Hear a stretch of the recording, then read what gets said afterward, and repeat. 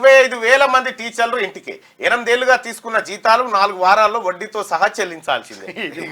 పంచాయతీ. బెంగాల్లో 2016 ఉపాధ్యాయ నియామకాలపై కలకత్తా హైకోర్టు తీర్పు. 15 రోజుల్లోగా నియామక ప్రక్రియ చేపట్టాలని బెంగాల్ సర్కార్కు ఆదేశం.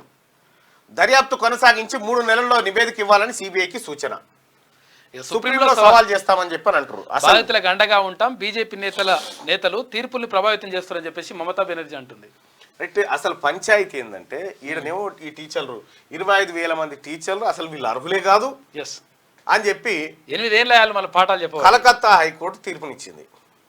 చెప్తూ ఏమన్నది, మీరు 8 ఏళ్ల సంధి తీసుకున్న జీతానికి వడ్డీ కట్టి 4 వారాల లోపల అప్పచెప్పురు మాకు అని చెప్పింది మితితో. అసలు ఏంది పంచాది అని అంటే కరెక్ట్గా కలకత్తా హైకోర్టు ఈ తీర్పు వెలువరించేటువంటి టైం కంటే 2 రోజులు బ్యాక్, 2 రోజుల ముందే సువేందు అధికార్ అనేటువంటి భారతీయ జనతా పార్టీ నేత ఒక వ్యాఖ్యలు చేసిండు. ఏమనంటే సంచలనం కాబోతా ఉంది ఈ రాష్ట్రంలో ఒక నిర్ణయం అని చెప్పాడు. అంటే కోర్టు తీర్పును ముందే ఎట్లా సువేందు అధికారి పసిగట్టిండు అనేది మమతా బెనర్జీ పంచాయతీ.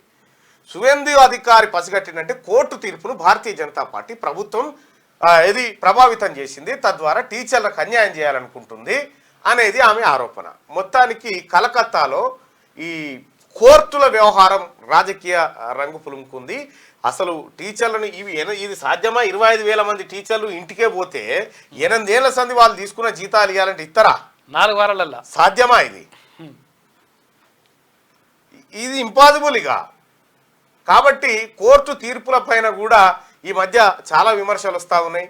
కోర్టు తీర్పులు కూడా ఇటువంటి తీర్పులు ఇవ్వడం కేవలం అంటే కోర్టు ఏ తీర్పు వస్తుంది అనేది సువేందు అధికారి భారతీయ జనతా పార్టీ నేత చెప్పిన తర్వాత ఇంక మీ ఏం కోర్టులు ఏం తీర్పులు అనేటువంటి ఆలోచన జనాల్లో కలుగుతూ ఉంది.